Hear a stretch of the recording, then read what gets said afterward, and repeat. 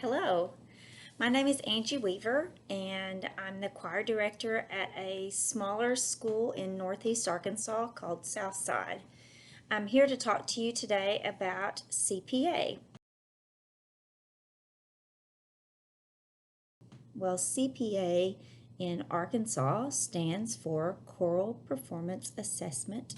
It's an opportunity for young people and their choir directors to perform music they've prepared for a panel of judges who give them feedback based on a rubric. It's something that we do every spring semester with junior high and high school students.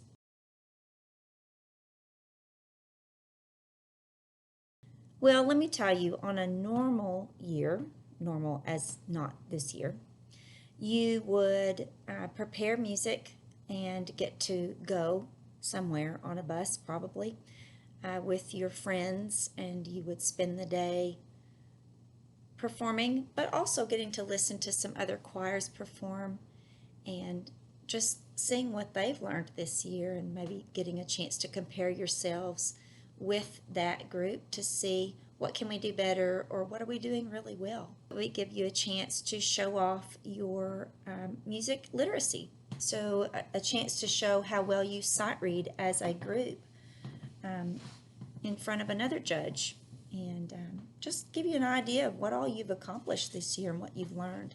But more importantly, as a junior high or high school student, it gives you a chance to get on a bus and go somewhere with your friends and just make some memories and have a good time.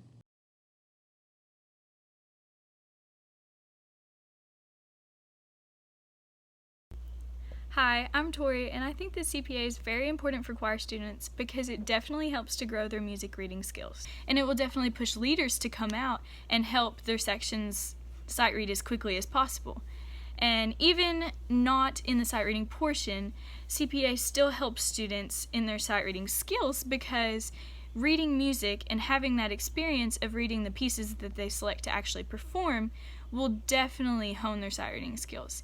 Any musical reading experience would help to further their sight reading skills individually, and so having the pieces that they select and practicing with their choir together every day during their practices whenever they get to meet will definitely help to grow them as musicians.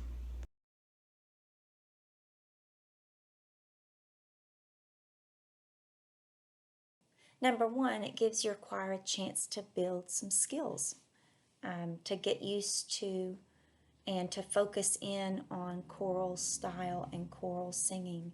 This just gives you a chance to work on things like blend, balance within a choir, a good tone, good vowel structure, stuff that is really important to the choral sound. It also gives you a chance to get some feedback from 3 judges from other parts of the state who also work with junior high and high school choirs of their own. And they kind of know what you're working on, and it gives you a chance to hear from them on the things that you're doing really well and also on the things that you might aspire to in the future. It's nice to have another set of ears. When I leave the choir room and I come back the next day, a lot of the times I'm so used to what I'm hearing that I don't hear things anymore that I would hear if I had a fresh set of ears. It's nice to have somebody listening to the choir that's not used to what you sound like and not used to what you sing every day, so they can kind of give you some good perspective. It's also another chance for you to get to perform some really quality, good choral literature. Maybe even a chance to learn something in a foreign language. What a great way for you to share a new experience with your families, the ones that'll get to listen to your performance either through a recording or even a live performance, a chance to share with them a piece that's in a foreign language and maybe get to tell them about the music that you've been working on. So that's really a neat experience. Maybe even gives you a chance to learn about a different culture or a different time period in history. Another thing for your choir, what a great way to have a common goal, something that you can work on together and kind of work toward that excellence. And just gives you a chance to have a goal, something to work on this semester, especially this year, where I think we just need things to focus on that's not a pandemic. Another thing that it gives you a chance to do is just challenge yourself as a choir. Challenge yourselves this year in comparison with how you did last year, and also to challenge the kids that are coming next year to compete against your group this year, just to see, can they do better than we did this year? What kind of improvements will we make next year from this year? I can tell you personally, my first year to teach at the school that I teach, they had never done any type of festival or CPA or anything like that, and they didn't know anything about it, and they really were like, why would we do that? Why do we want to learn this music? And then by the end of the year, they were like, that was a great experience, and we got to learn some really neat music, and it was challenging, and I feel like I learned something, and they took a lot of pride in themselves for that reason.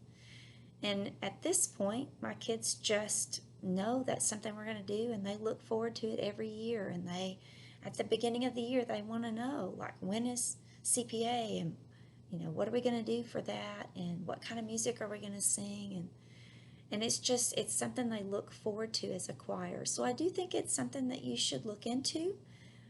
If you're a director and your choir feels like maybe you don't have enough students for that, or you're just not ready to do something like that, then you might consider solo and ensemble competition and doing something like that as a group of soloists and work on it from that angle. But I would challenge you as a choir to take on this opportunity and think of it as an opportunity, a chance to really show off what you can do as a choir.